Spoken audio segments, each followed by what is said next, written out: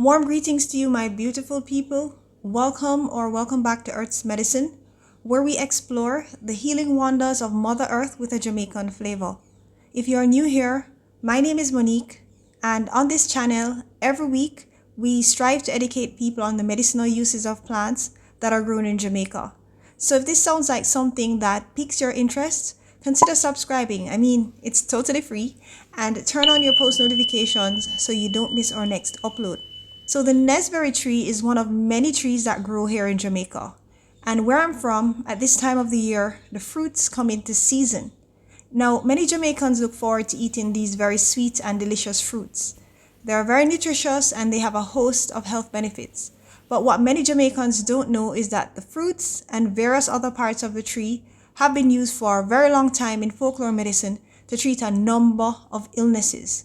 So we're pretty much going to be delving into all of that today. Keep watching to find out more.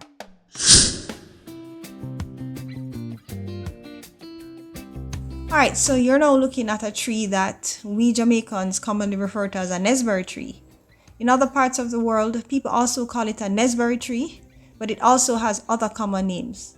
It's called a Sapodilla tree, a Sapodilla tree, Nispero, and a soap apple tree, among other common names.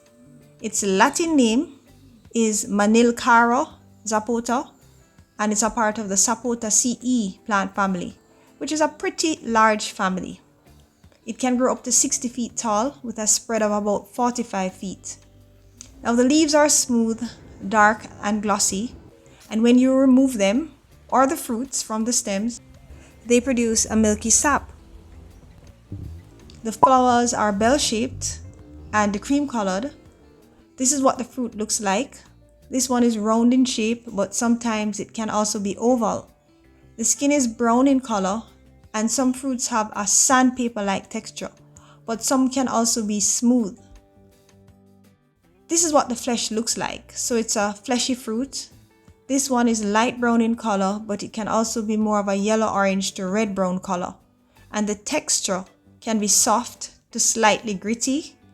Here in Jamaica, we normally eat it when it ripens. Some people eat it in the skin.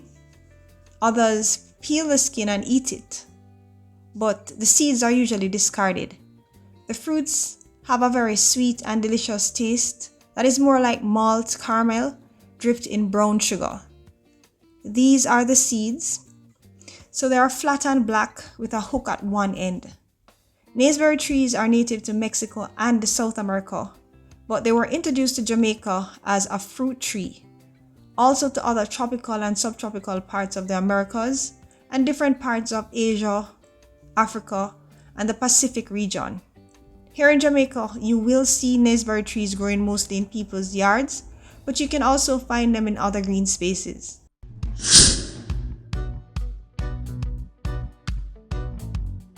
The parts of the tree that are used to make medicine are the fruits, skin, flowers, seeds, sap, leaves, bark, and roots.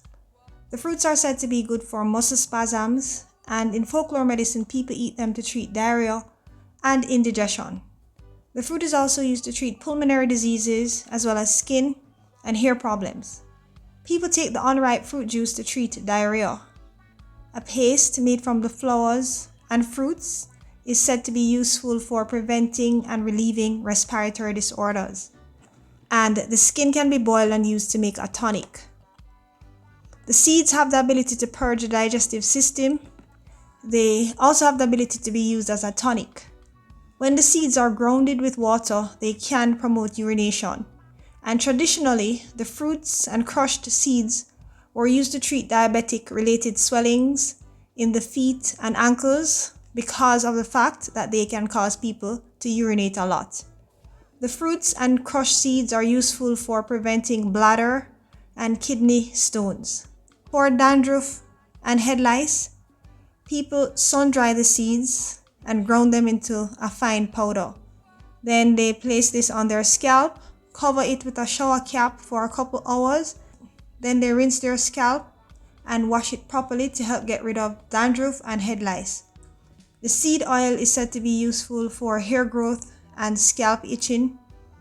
and an extract from the seeds can be used as a sedative. The seed paste is useful for stings of venomous animals. People make a decoction from the bark, which they use as a tonic. They also use it to treat dysentery, diarrhea, and fever. Tanning from the bark is said to be useful for diarrhea and fever. The stem bark decoction, when used topically, is useful for getting rid of itching and dandruff. In India, there are people who use the leaves to make a decoction which they take for fever, hemorrhages, wounds, and ulcers. Mature green leaves are boiled, filtered, cooled, and used to gargle the mouth and to wash wounds.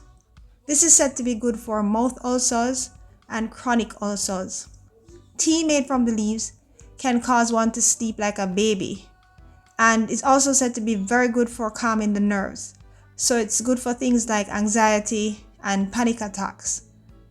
The leaf tea is also said to be good for fever, coughs, the common cold, and the diarrhea. People crush the roots and use this to treat thrush in babies. The milky sap that the tree produces is said to be useful for treating warts. That's it for now, guys. If you'd like to know about the nutritional profile and health benefits of naseberries and how to use them to make a very delicious smoothie, please click on the link above. If you're not seeing this link, then you can also click on the link in the description below. I hope you found the information useful, and I'll see you in the next video.